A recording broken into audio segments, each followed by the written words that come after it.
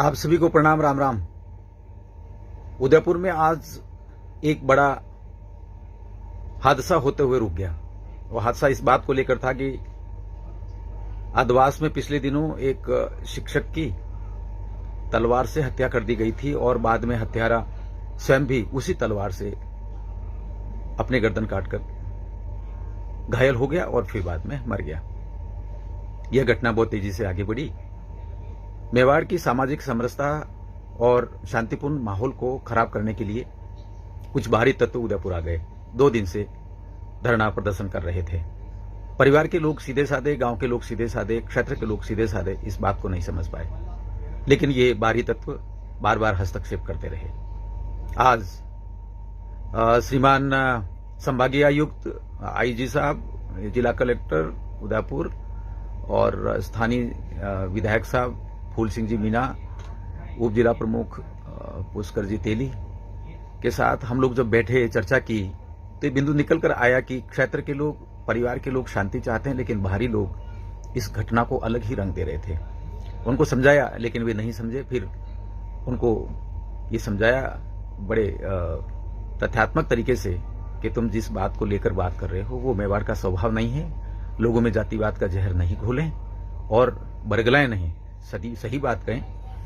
वो दोनों जो इस दुनिया में आज नहीं हैं, वे मित्र थे, वे पुरानी पहचान वाले थे और सामाजिक समरसता में जीने वाले लोग थे, परंतु दोनों को लेकर एक अलग ही विषय आगे बढ़ा दिया गया।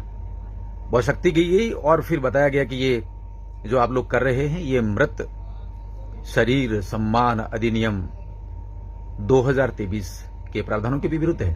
हम सभी को जानना बहुत जरूरी है कि यह अधिनियम क्या है। अधिनियम कहता है कि 24 घंटे के अंदर अंदर अंतिम संस्कार किया जाना आवश्यक है, चाहे परिजन हो चाहे दूसरे लोग हो, और सभी को यह समझना आवश्यक है।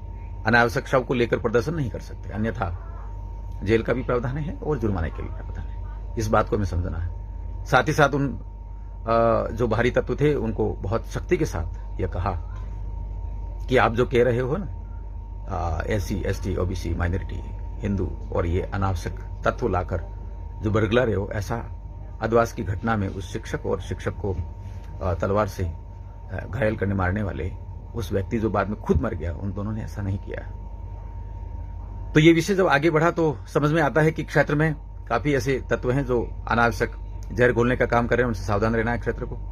और इस घटना को शांतिपूर्ण तरीके से निपटाने के लिए पुलिस प्रशासन, जिला कलेक्टर महोदय और इन सभी को जो है हम साधुवाद देना चाहिए, और सरकार का भी कि उन्होंने जो भी कानूनी तरीके से राहत हो सकती है शिक्षक के परिवार को, वो सब दिलवाने की बात कही है, विषय को रखा है। परिवार कन्विंस हुआ है। हम सभी मिलकर क्षेत्र में इस तरह के असामाजिक तत्वों से सावधान रहें और ऐसे कोई विषय आता है तो उसको करारा जवाब दें। आप सभी को राम राम, प्रणाम।